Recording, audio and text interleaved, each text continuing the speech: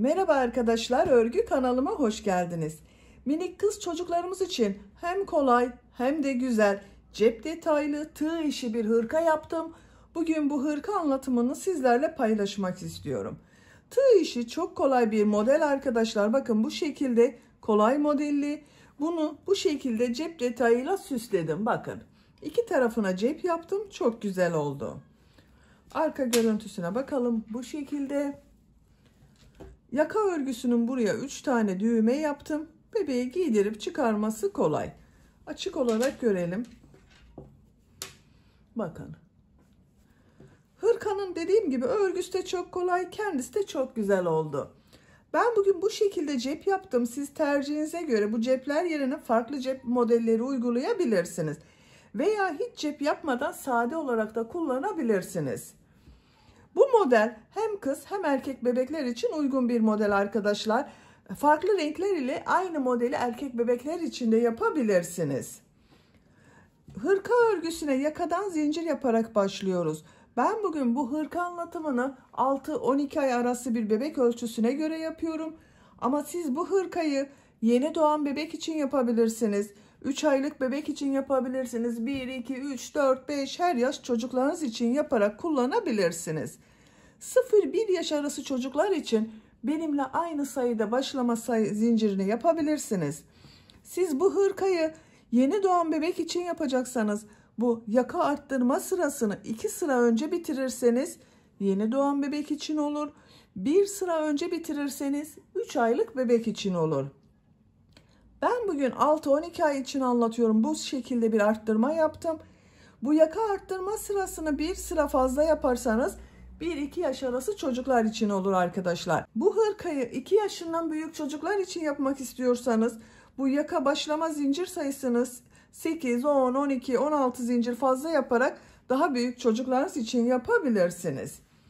Cep örgüsünün anlatımını videonun sonunda yapıyorum. Ona bakarak yapabilirsiniz. Ölçülerini videonun sonunda ölçüyorum. Tekrar ölçerek zaman geçirmek istemiyorum. Bu hırkayı takım olarak yapmak isterseniz kolay ve güzel tığ işi bir pantolon yaptım. Bakın bu şekilde. Bu pantolonda hem kız hem erkek bebekler için uygun bir model arkadaşlar. Bu pantolonun anlatımını da yaptım. YouTube kanalıma yükledim. Bu pantolondan yapmak isterseniz pantolonun olduğu YouTube linkini izlediğiniz bu hırka videosunun açıklama bölümüne ekliyorum. O linke tıklarsanız siz de bunun gibi güzel bir takım yapabilirsiniz. Biz bugün hırkayı yapacağız. Hırka örgüsünde iplik olarak pembe renk iplik kullandım ben. 100 gram iplik üzerinde 330 metre var. 2 adete yakın ip kullandım arkadaşlar. 2 adet iplik lazım.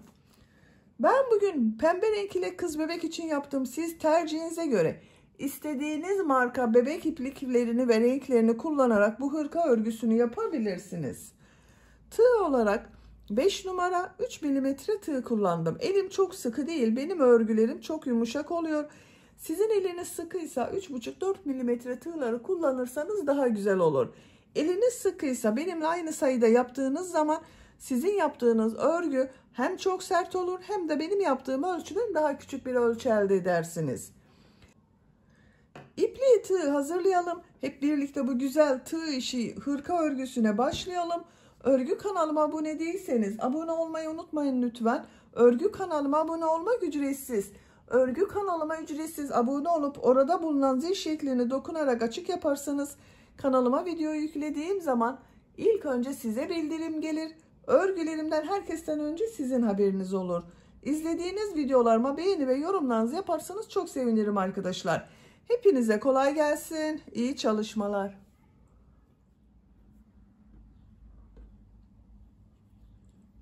Örgüye yakadan zincir yaparak başlıyorum. İlk ilmeği ben bu şekilde yapıyorum. Zincirleri yapmaya başlıyorum. Çok sıkı zincirler yapmıyorum. Bakın bu şekilde çok sıkı olmayan zincirler yapıyorum.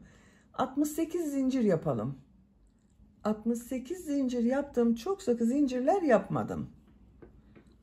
Bu 68 zincirin kaç santimetre olduğunu ölçüyorum. 28 santimetre zincir uzunluğu var. Benim elimin sıklığına göre 28 santimetre için 68 zincir yaptım arkadaşlar. Sizin eliniz sıkıysa daha fazla zincir yapmanız gerekebilir. 3 zincirde dönüş için yapıyorum. 1 2 3. Tığ üzerine iplik alıyorum. 3 ilmek atlıyorum. 1 2 3. Dördüncü ilmeğe trabzan yapıyorum. 10 trabzan yapıyorum. Bu 3 ilmek atlayarak yaptığımda bir trabzan. Bakın bu 1 2 3 4 5 6 7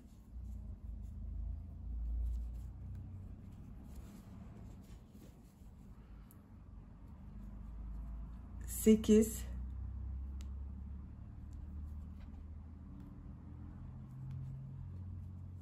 9 10 2 4 6 8 10 trabzan yaptım. Arttırma yeri için 2 zincir yapıyorum. Bu ilmeğe kol bölümü için trabzan yapıyorum. 14 trabzan yapıyorum arkadaşlar.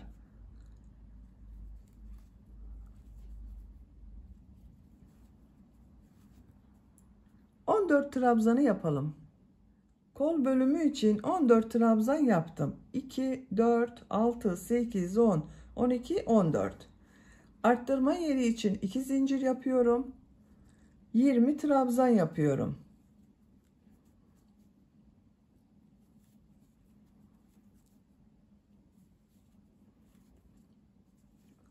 Siz buraya kaç trabzan yaptıysanız buraya yaptığımız trabzanın 2 katı olacak. Ben buraya 10 trabzan yaptım. Buraya 20 trabzan yapıyorum. 20 trabzanı tamamlayalım. 20 trabzan yaptım. Bakın görüntüsü bu şekilde oldu.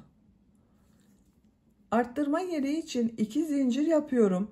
Kol bölümündeyim arkadaşlar. Bu kol için 14 trabzan yaptım. Buraya da 14 trabzan yapıyorum.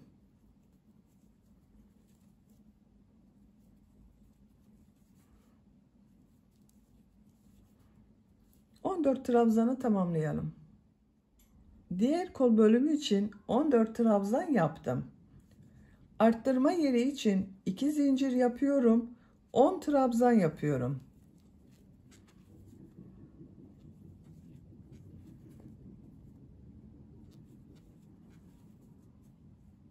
Sıra sonuna kadar devam edelim.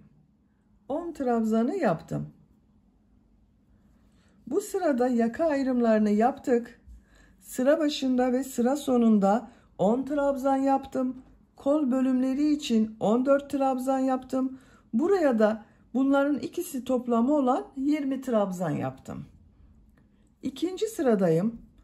Bir zincir yapıyorum. Örgüyü çeviriyorum. İlk ilmek üzerine trabzan yapıyorum.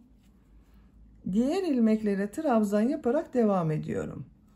10 trabzan yapıyoruz. Bu arttırma zincirine kadar devam edelim. Arttırma zincirine kadar 10 trabzan yaptım. Bu arttırma zinciri üzerine 2 trabzan, 2 zincir, 2 trabzan yapıyorum.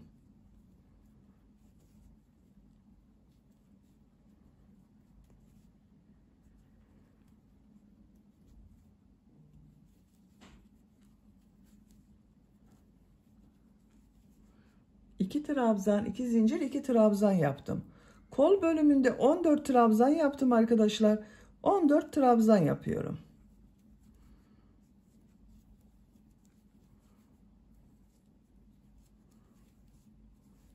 Arttırma zincirine kadar devam edelim. Bu arttırma zincirine kadar trabzanlar yaptım. Bu 2 zincir üzerine 2 trabzan, 2 zincir, 2 trabzan yapıyorum. Arttırmaları 2 trabzan, 2 zincir, 2 trabzan şeklinde yapıyoruz. 2 trabzan, 2 zincir, 2 trabzan yaptım. Diğer ilmeklere trabzan yaparak devam ediyorum. 20 trabzan yaptım, 20 trabzan yapıyoruz.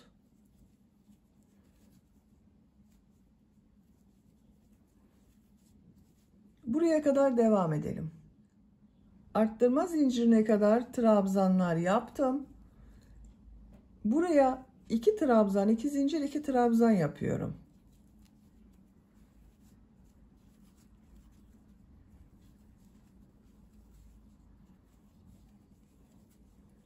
Kol için 14 trabzan yapıyorum. Buraya kadar devam edelim. Buraya kadar trabzan yaptım. Arttırma yerine 2 trabzan, 2 zincir, 2 trabzan yapıyorum.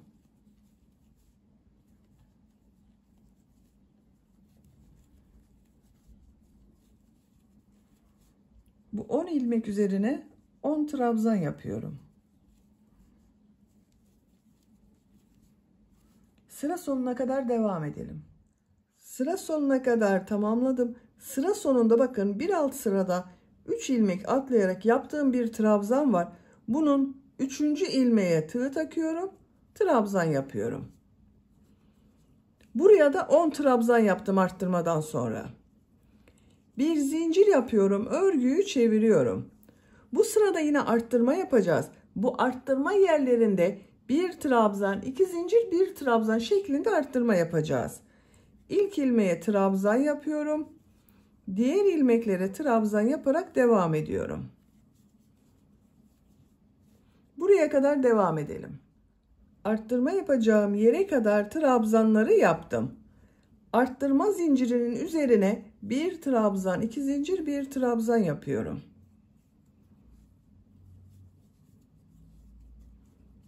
Diğer ilmeklere trabzan yaparak devam ediyorum.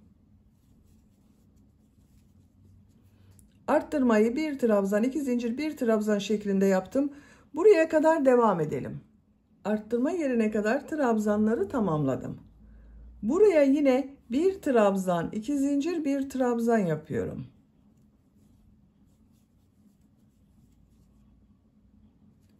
Diğer ilmeklere birer defa trabzan yapıyorum. Buraya kadar devam edelim. Bu arttırma yerinde ve bu arttırma yerinde yine bir trabzan, 2 zincir, bir trabzan yapalım. Diğer ilmeklere birer defa trabzan yapalım. Sıra sonuna kadar tamamlayalım. Sıra sonuna kadar tamamladım. Bu sırada bakın bu arttırma yerlerinde bir trabzan, 2 zincir, bir trabzan yaptım.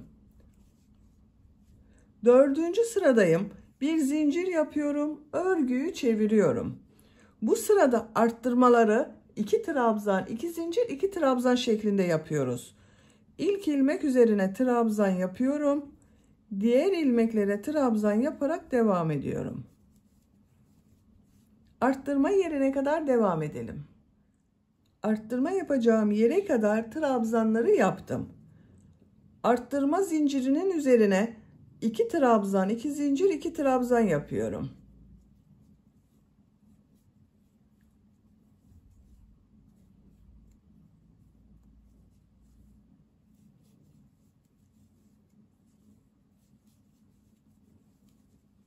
İki trabzan, 2 zincir, 2 trabzan yaptım.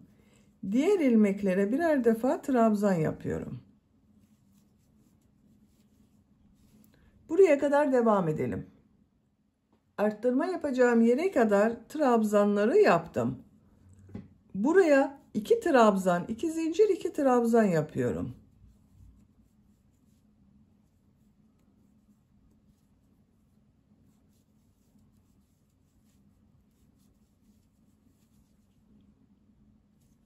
Diğer ilmeklere birer defa trabzan yapıyorum. Bakın bu sırada arttırmaları 2 trabzan, 2 zincir, 2 trabzan şeklinde yapıyoruz. Bu arttırma yerinde ve bu arttırma yerinde de 2 trabzan, 2 zincir, 2 trabzan yapalım. Diğer ilmeklere birer defa trabzan yapalım.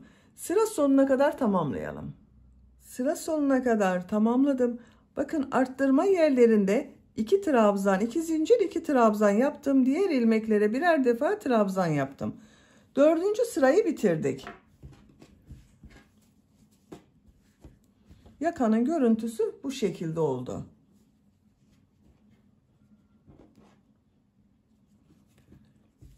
5. sıradayım. Bir zincir yapıyorum, örgüyü çeviriyorum. İlk ilmeğe trabzan yapıyorum. Diğer ilmeklere trabzan yaparak devam ediyorum. Arttırma yerine kadar devam edelim. Arttırma yapacağım yere kadar trabzan yaptım. Arttırma yerine bu sırada bir trabzan, 2 zincir, bir trabzan yapıyorum.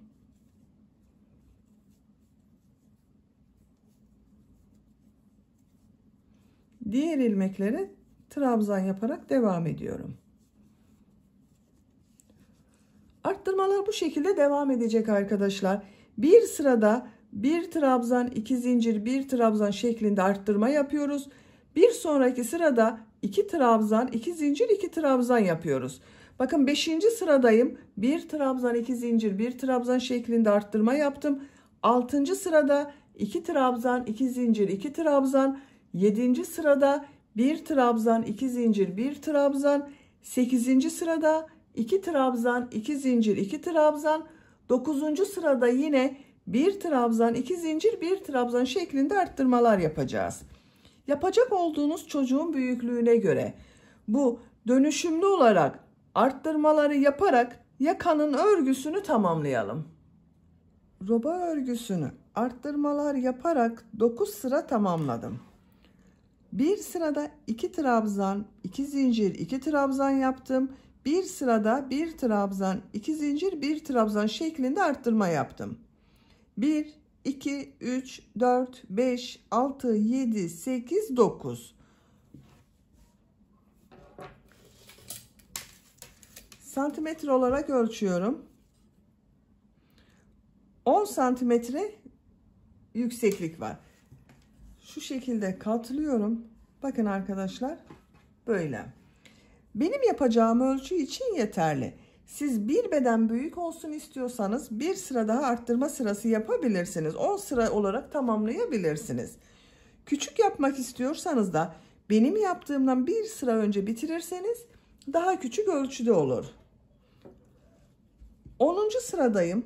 10. sırada kol ve gövde bölümünü birbirinden ayırıyorum. Artık örgüye gövdenin örgüsüyle devam ediyorum. Bir zincir yapıyorum, örgüyü çeviriyorum. Bir sıra trabzan sırası yapıyorum. İlk ilmek üzerine trabzan yapıyorum. Diğer ilmeklere trabzan yaparak devam ediyorum.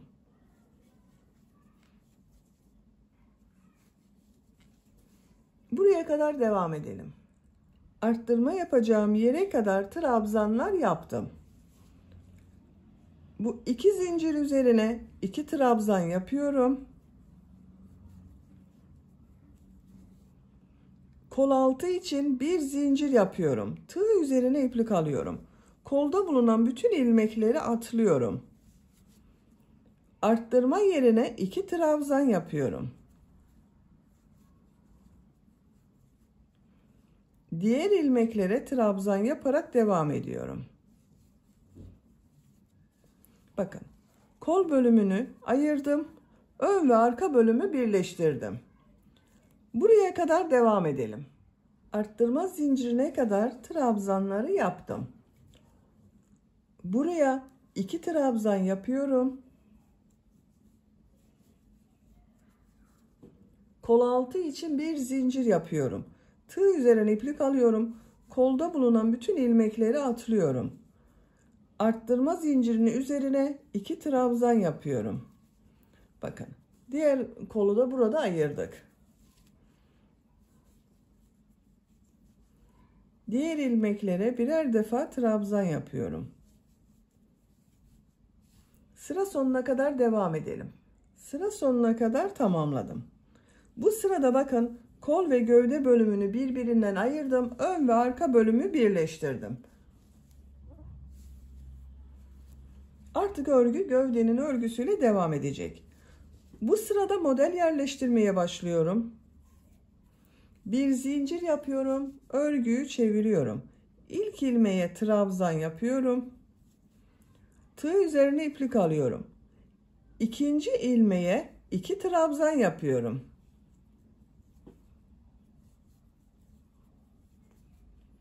Tığ üzerine iplik alıyorum. Bir ilmek atlıyorum.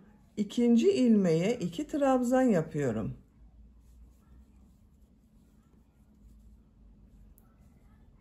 Bir ilmek atlıyorum, 2 trabzan yapıyorum.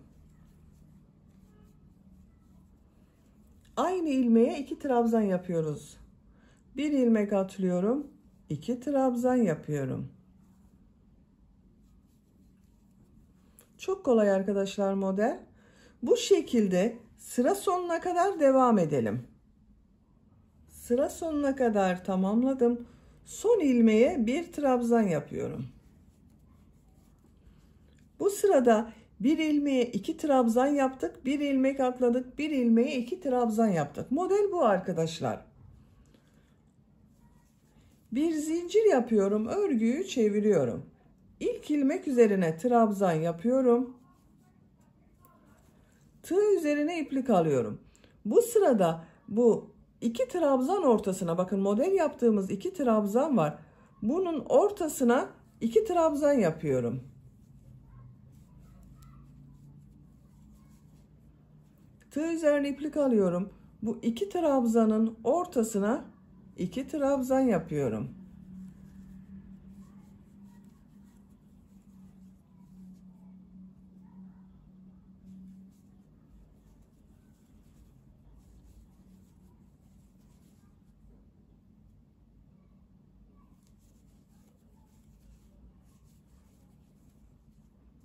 Sıra sonuna kadar devam edelim.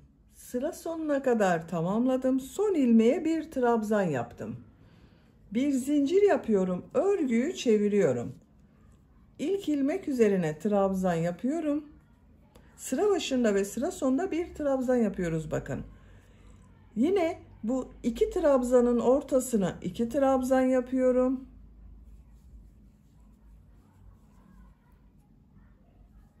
Model gördüğünüz gibi çok kolay.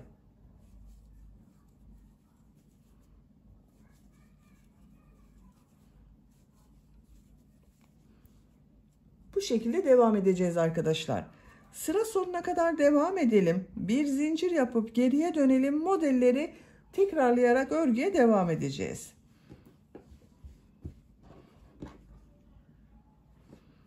Yapacak olduğunuz çocuğun büyüklüğüne ve tercihinize göre bu model sırasını istediğiniz kadar tekrarlayarak gövdenin örgüsünü tamamlayalım. Gövde örgüsünü 18 model sırası yaptım. 1, 2, 3, 4, 5, 6, 7, 8, 9, 10, 11, 12, 13, 14, 15, 16, 17, 18. Santimetre olarak ölçüyorum.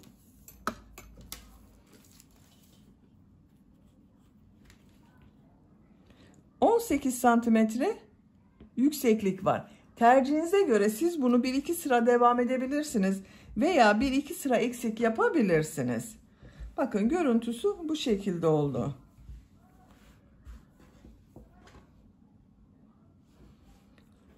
Son sırada bakın ipliği burada kestim.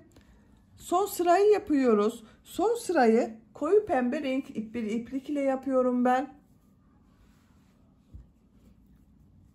Bu son ilmekten ipliği bağlıyorum. Sizin burada da bitmiş olabilir. Hiç fark etmez arkadaşlar. Buradan bağlıyorum bakın. İlmek yapıyorum.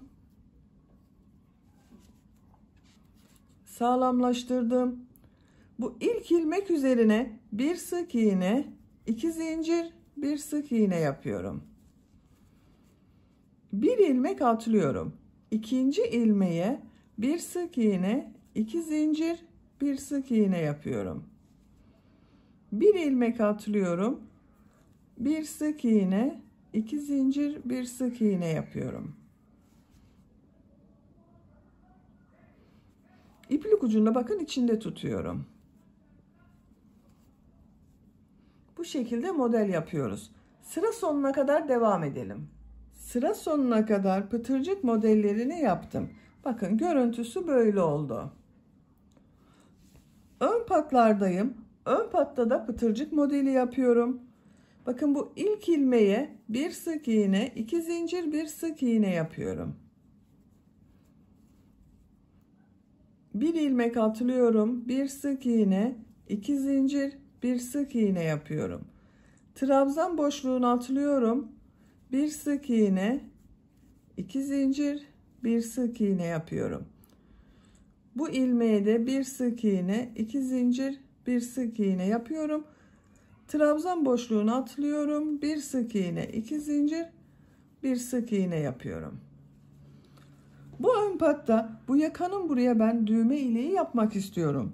Onun için bakın bu kol ayrımı yaptığım bu sıra var. Buraya kadar pıtırcık modelleri yaparak devam edelim. Pıtırcık modelleri yaparak buraya kadar tamamladım. Bakın kol ayrımını yaptığım sıradayım. Görüntüsü böyle oldu. Buraya 3 tane düğme iliği yapmak istiyorum. İşaretleri yapalım. Birisini bakın bu kol ayrımı yaptığım sıraya yapıyorum.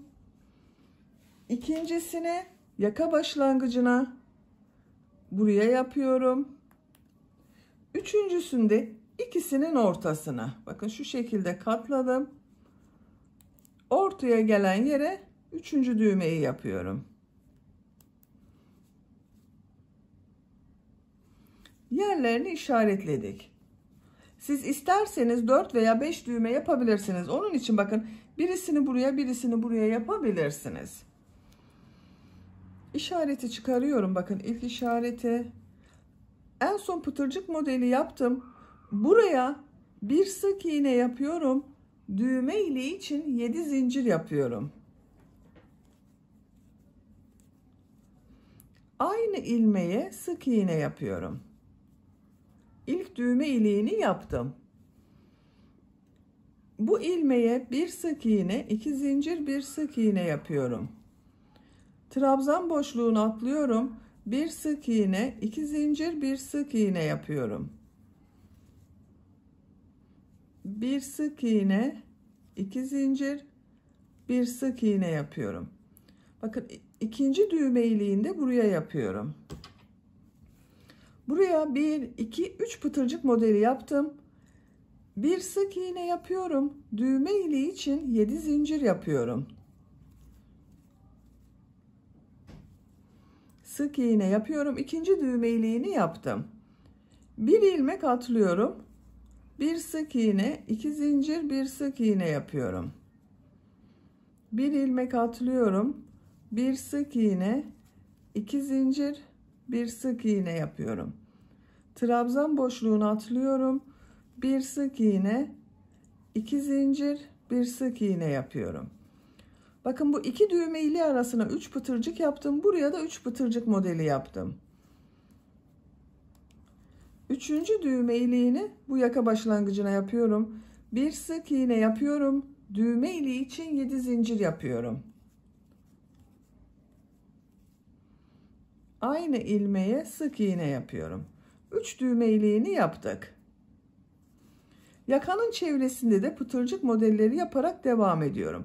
Bu ilk ilmeğe bir sık iğne, 2 zincir, bir sık iğne yapıyorum. Bir ilmek atlıyorum. Bir sık iğne, 2 zincir, bir sık iğne yapıyorum. Bir ilmek atlıyorum. Bir sık iğne, 2 zincir, bir sık iğne yapıyorum. Bakın bu şekilde. Yaka çevresinde pıtırcık modelleri yapalım. Diğer ön patta da burada yaptığımız gibi pıtırcık modelleri yapacağız. Buraya kadar tamamlayalım. Pıtırcık modelleri yaparak buraya kadar tamamladım. Bakın yaka çevresinde pıtırcık modelleri yaptım. Diğer ön patta da devam ettim. En son modeli bu ilk yaptığım bir ilmek var. Bununla ilmek kaydırma yaparak bitiriyorum. İpliği kesiyorum.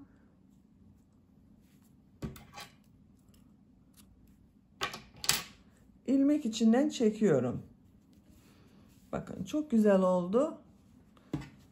Buraya düğme iliği yapmadım. Buraya zaten 3 tane düğme iliği yaptık. Buraya düğme dikeceğiz.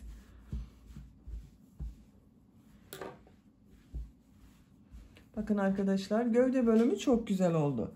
Şimdi kol örgüsünü yapalım.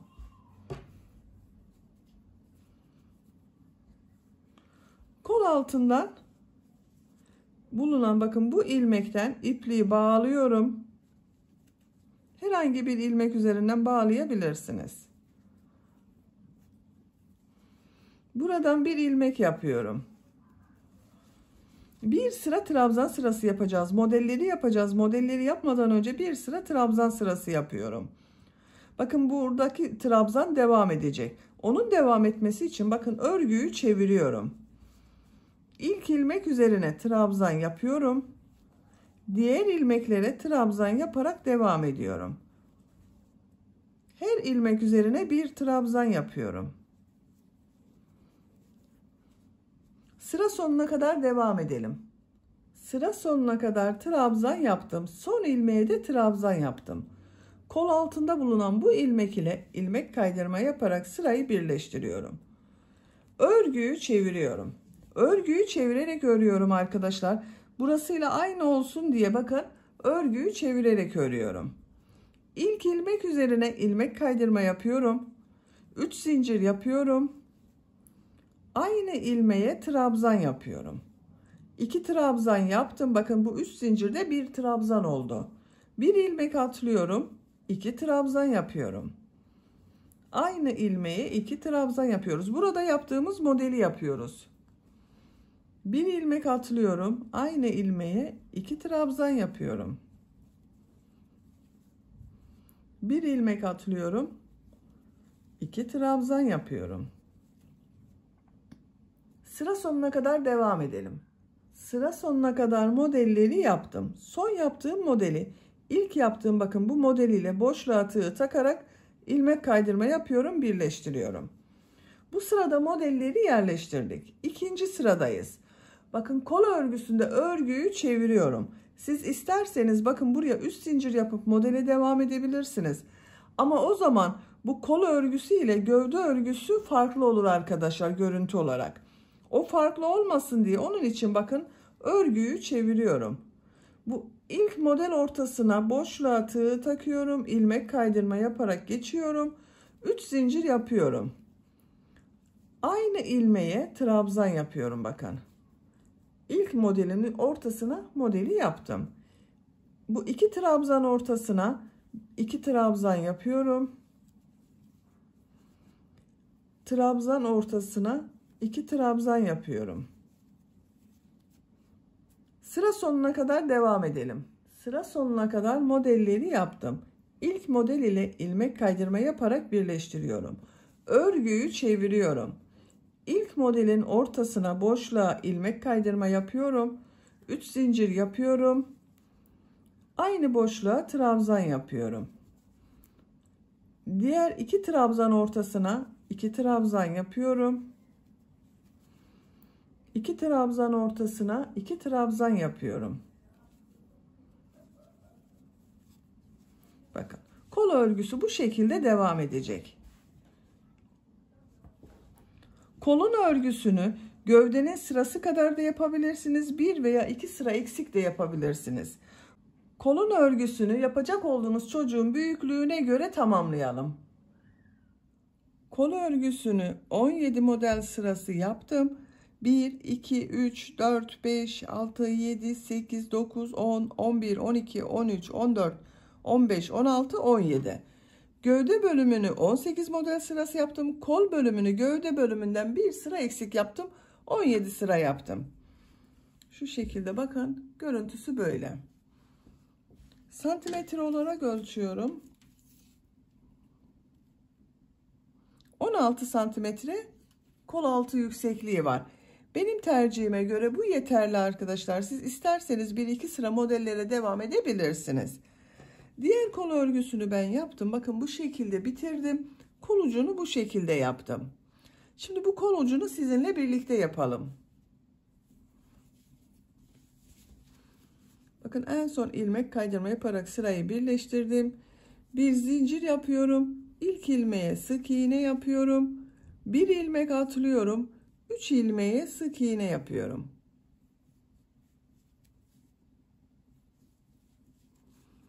Bir ilmek atlıyorum. 3 sık iğne yapıyorum. Bu atlama yaptıklarımızda kesme yapıyoruz arkadaşlar. Bir ilmek atlıyorum. 3 sık iğne yapıyorum. Biraz kol ucu toplasın istiyorum. Sıra sonuna kadar devam edelim. Sıra sonuna kadar tamamladım. 3 sık iğne yaptım, bir atlama yaptım arkadaşlar. Son ilmeği ilk yaptığım ilmek ile ilmek kaydırma yaparak birleştiriyorum. İpliği kesiyorum.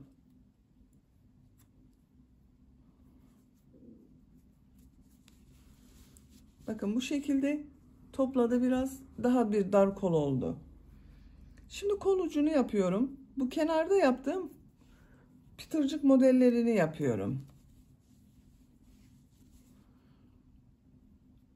Bu ilmekten ipliği bağlıyorum. Şu şekilde bakın, ilmek yaparak bağlama yapıyorum bu sefer.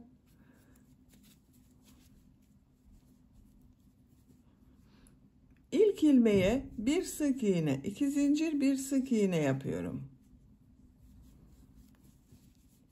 Bir ilmek atlıyorum. Bir sık iğne, 2 zincir, bir sık iğne yapıyorum. Bir ilmek atlıyorum. Bir sık iğne, 2 zincir, bir sık iğne yapıyorum. Sıra sonuna kadar devam edelim. Sıra sonuna kadar pıtırcık modelini yaptım. Bu ilmek ile ilmek kaydırma yaparak birleştiriyorum. İpliği kesiyorum.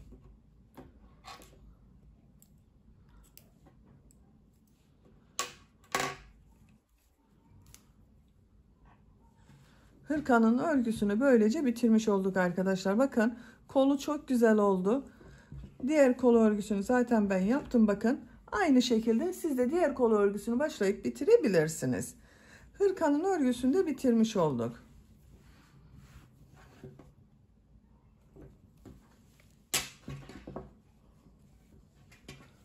Bakın çok güzel. Hırkamız bu şekilde kullanıma hazır. Ama ben bu hırka örgüsünün buraya iki tarafına cep yapmak istiyorum. Çok kolay modelli bir motif çalıştım. Bakın bu şekilde bir motif çalışması yaptım. Bunu cep olarak kullanıyorum buraya. Çok güzel olacak. Bu cep örgüsünü birlikte yapalım.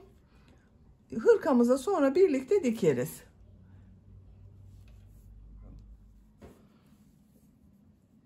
İlk önce sihirli halka yapıyorum. Sihirli halkayı bilmeyen arkadaşlar için gösteriyorum. Bakın ipliği şu şekilde tutuyorum. Parmağımın üzerine bir defa doladım. Parmağımın üzerinde bir halka oluştu. Buna tığ takıyorum. İplik aldım, içinden çektim. Parmağımdan çıkarıyorum. Bir zincir yapıyorum, sağlamlaştırdım. Bakın sihirli halkayı yaptım. 3 zincir yapıyorum. Tığ üzerine iplik alıyorum. 2 trabzan yapıyorum. Bu sıra başında yaptığım 3 zincirde bir trabzan, bununla 3 trabzan olacak. 3 trabzan yaptım. 2 zincir yapıyorum. 3 trabzan yapıyorum.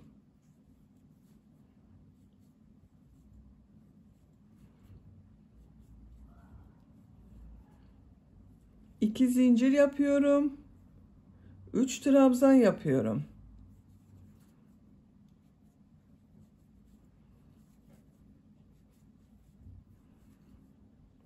İki zincir yapıyorum. 3 trabzan yapıyorum.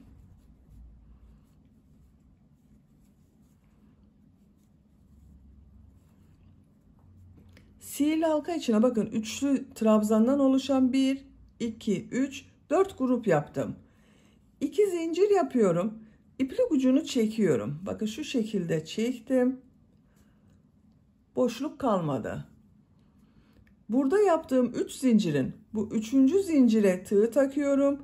İplik ucunu üst bölüme alıyorum. İlmek kaydırma yaparak burayı birleştiriyorum. 1, 2, 3, 4 tane bakın üçlü trabzan oldu. Bu renk ipliği kesiyorum.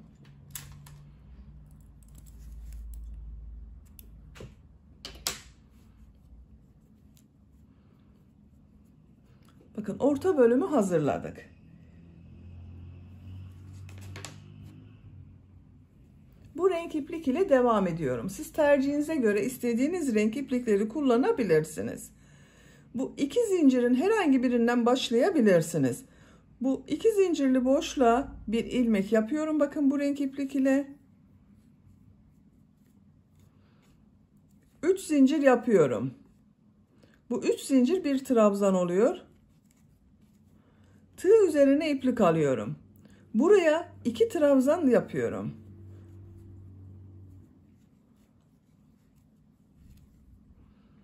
Bakın 3 zincirle birlikte 1, 2, 3 oldu. Tığ üzerine iplik alıyorum. Bu sırada bu 2 zincirlerin üzerine 3 trabzan, 2 zincir, 3 trabzan yapacağız. Bu ilk başta yaptığımın yarısını yapıyorum bakın. Sıra sonunda buraya yine 3 trabzan yapacağız, 2 zincir yapacağız. Tığ üzerine iplik alıyorum. İplik ucunda şu şekilde içte tutuyorum.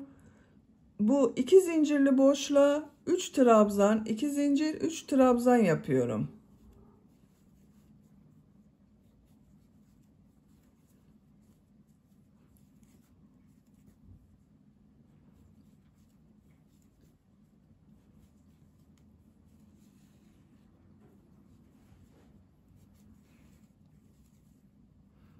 Tığ üzerine iplik alıyorum.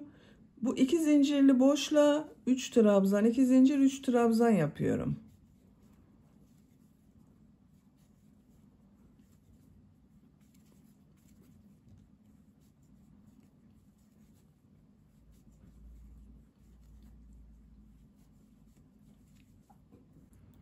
Tığ üzerine iplik alıyorum. 2 zincirli boşluğa 3 trabzan, 2 zincir, 3 trabzan yapıyorum.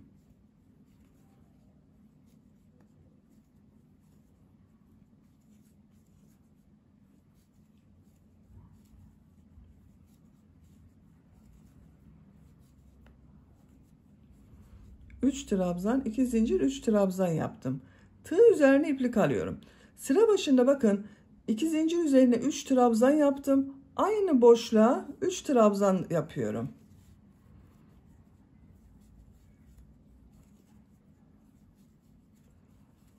Üç trabzanı yaptım. Zincir yapmıyorum burada. Tığ üzerine iplik alıyorum. Bakın burada 3 zincir yaptım. Bu üçüncü zincir üzerine tığ takıyorum. İplik aldım. Çekiyorum. Hepsini içinden bir defada çekiyorum. Bakın burada bir zincir şekli oluşturduk. 1, 2, 3, 4 tane üçlü gruptan oluşan bakın grup yaptık arkadaşlar. Bu ipliği kesiyorum.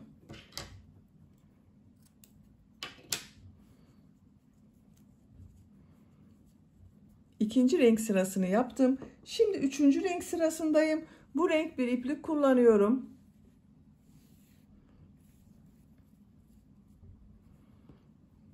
Yine herhangi bir 2 zincirli boşluktan başlayabilirsiniz. Bakın buradan başlayalım bunu da. İlmek yapıyorum. 3 zincir yapıyorum. Tığ üzerine iplik alıyorum. Buraya 2 trabzan yapıyorum.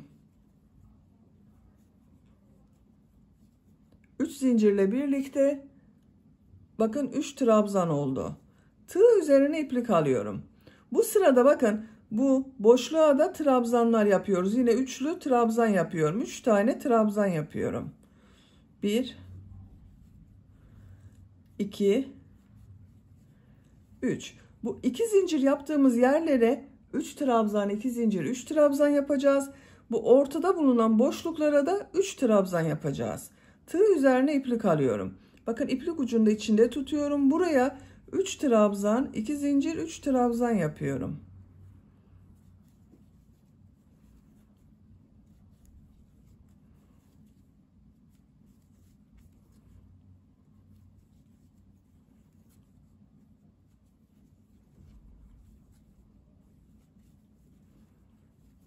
Üç trabzan, 2 zincir, 3 trabzan yaptım. Bu renk ipliğin ucunu kesiyorum. Bakın burada temiz bir görüntü elde ettik. Tığ üzerine iplik alıyorum. Bu bakın 3 trabzanların ortasına 3 trabzan yapıyorum.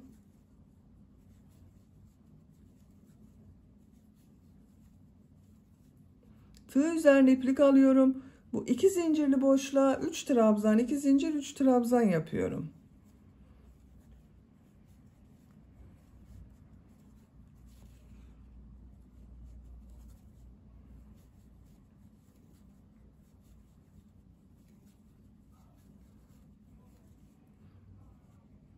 Buraya 3 trabzan yapıyorum.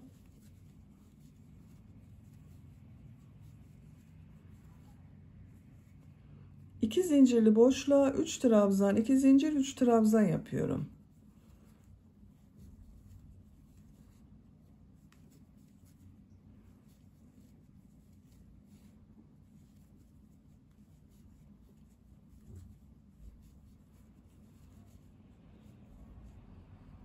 Üç trabzan yapıyorum.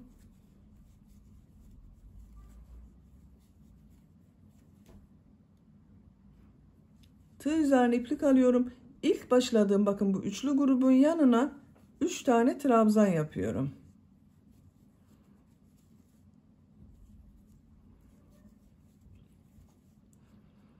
Tığ üzerine iplik alıyorum. Bu üçüncü zincire tığ takıyorum. Üçünü birlikte çıkarıyorum bakın ilmeklere. Şu şekilde yaptım. Burada zincirli grubu yaptık. İpliği kesiyorum.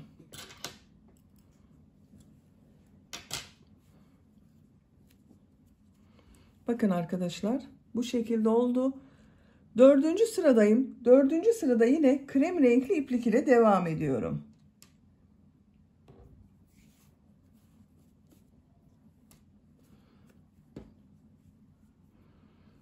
Bu iki zincirli boşluktan ipli ilmek yapıyorum. 3 zincir yapıyorum. Tığ üzerine iplik alıyorum. 2 trabzan yapıyorum.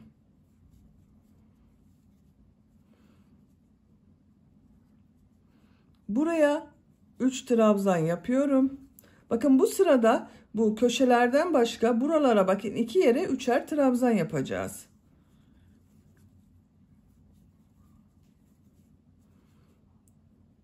Diğer boşluğa da 3 trabzan yapıyorum.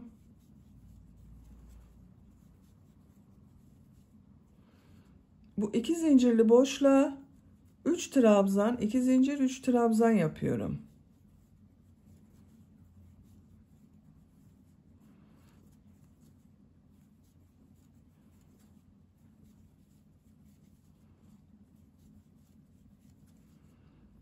Üç trabzan yapıyorum.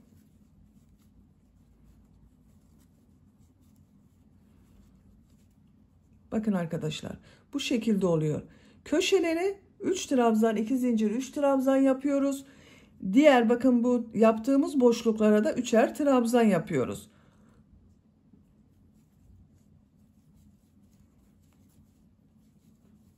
Biraz hızlı yapıyorum. Köşeye bakın 3 trabzan, 2 zincir, 3 trabzan yapıyorum.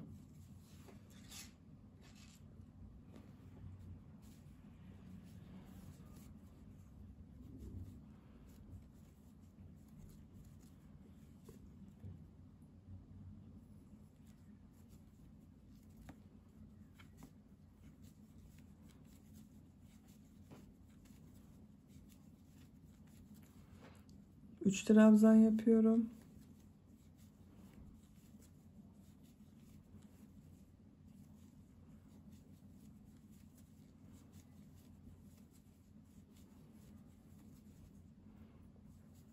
Üç trabzan, 2 zincir, 3 trabzan yapıyorum.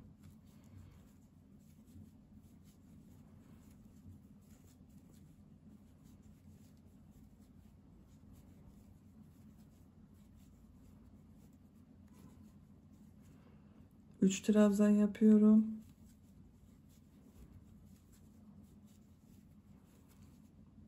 Üç trabzan yapıyorum.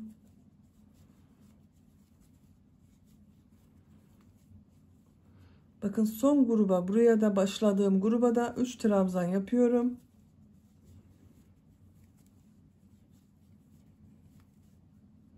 Tığ üzerine iplik alıyorum. Üçüncü zincire tığ takıyorum. Yarım trabzan şeklinde yaparak bakın 3 ilmekten çekerek bitiriyorum. İpliği kesmiyorum arkadaşlar. Şimdi bunun çevresinden sık iğneler yapıyorum. Bakın görüntüsü böyle oldu. Sık iğne yapıyorum. İlmekler üzerine sık iğne yapıyorum. Her ilmek üzerine bir sık iğne yapıyorum.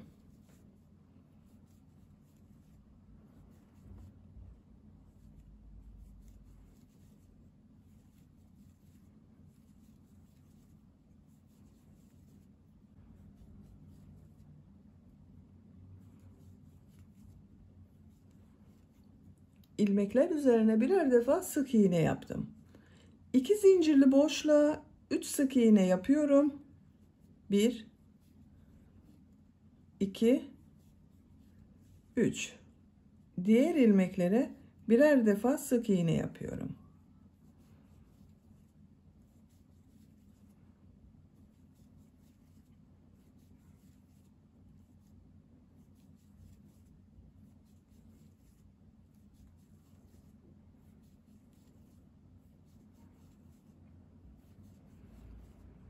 Bu 2 zincir üzerine 3 sık iğne yapıyorum. Diğer ilmeklere birer defa sık iğne yapıyorum. Bakın görüntüsü bu şekilde arkadaşlar. Buraya kadar birer defa sık iğne yapalım. 2 zincir üzerine 3 sık iğne yapalım. Buraya kadar devam edelim. Buraya kadar sık iğneleri yaptım. Bakın 2 zincirler üzerine 3'er sık iğne yaptım. Başlangıçta bakın buraya bir sık iğne yaptım. 2 sık iğne daha yapıyorum. 3 sık iğne oluyor. İlk yaptığım bu ilmek ile ilmek kaydırma yaparak sırayı birleştiriyorum. Bakın bu şekilde oldu. İpliği kesiyorum.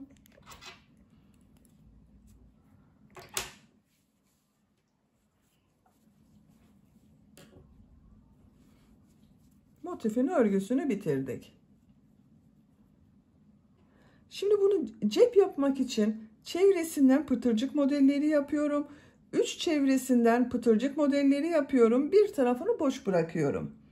Bu renk iplik ile pıtırcık modelleri yapıyorum. Siz istediğiniz renkleri kullanabilirsiniz. Bakın buradan herhangi bir yerden başlayabilirsiniz. Köşeden arkadaşlar. 3 sık iğne yaptım bu zincirler üzerine. Ortada bulunan ilmeğe tığ takıyorum. Pembe renkli iplik ile ilmek yapıyorum.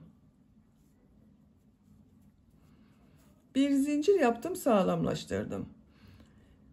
Bakın bu ilmek üzerine bir sık iğne, 2 zincir, bir sık iğne yapıyorum. Pıtırcık modeli yapıyorum. Bir ilmek atlıyorum. İkinci ilmeğe bir sık iğne, 2 zincir, bir sık iğne yapıyorum. Bir ilmek atlıyorum. Bir sık iğne, 2 zincir, bir sık iğne yapıyorum. Bir ilmek atlıyorum. Bir sık iğne, 2 zincir, bir sık iğne yapıyorum. Bakın bu şekilde oluyor. Devam edelim. Buraya kadar tamamlayalım. Cep örgüsünün 3 tarafından pıtırcık modelleri yaptım.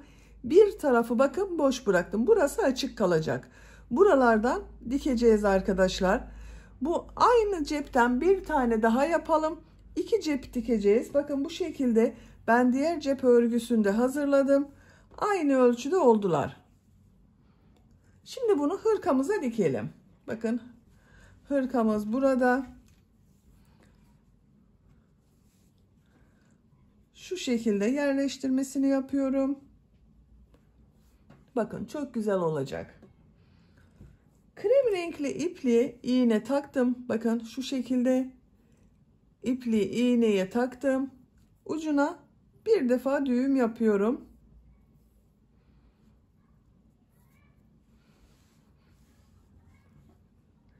Yerleştirmesini yapıyorum. Bakın bu ön pattan 2 model bırakıyorum. Buradan 2 model bırakıyorum. Oraya dikeceğiz. Şu şekilde iğneyi taktım. İplik arasından iğne ucunu geçiriyorum, sağlamlaştırıyorum. İğnenin ucunu düz tarafa alıyorum bakın. Dikeceğim yeri yerleştiriyorum. Şu şekilde dikiyorum.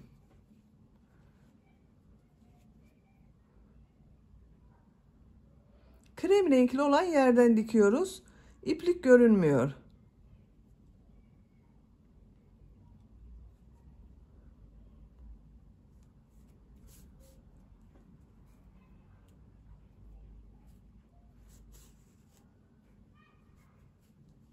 Bakın birleştiriyor bu şekilde. bu üç tarafını dikerek buraya kadar tamamlayalım.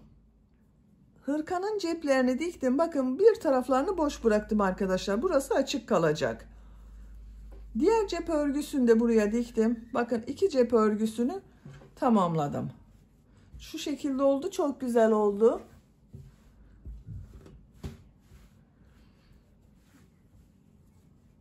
Düğmelerini açalım. Arkadan görüntüsüne bakalım. Bakın bu şekilde. Çok güzel hırka yaptık. Bitmiş olarak size ölçülerini söylüyorum. Kol altının buradan gövde genişliğini ölçüyorum. 25 santimetre. Yüksekliğini ölçüyorum. Kol altından yükseklik 19 santimetre. Omuzdan yüksekliğini ölçüyorum. 32 santimetre. Kol yüksekliğini ölçüyorum. 17 santimetre kol yüksekliği var. Ben bugün 6 aylık bebek için yaptım. Çok güzel oldu. Beni dinlediğiniz ve izlediğiniz için hepinize çok teşekkür ederim. Örgü kanalıma abone değilseniz abone olmayı unutmayın lütfen. Örgü kanalıma abone olmak ücretsiz. Örgü kanalıma ücretsiz abone olup orada bulunan zil şeklini dokunarak açık yaparsanız kanalıma video yüklediğim zaman ilk önce size bildirim gelir. Örgülerimden herkesten önce sizin haberiniz olur. İzlediğiniz videolarıma beğeni ve yorumlarınızı yaparsanız çok sevinirim arkadaşlar. Sizlerle yeni örgülerde görüşmek dileğiyle. Hoşça kalın, sevgiyle kalın.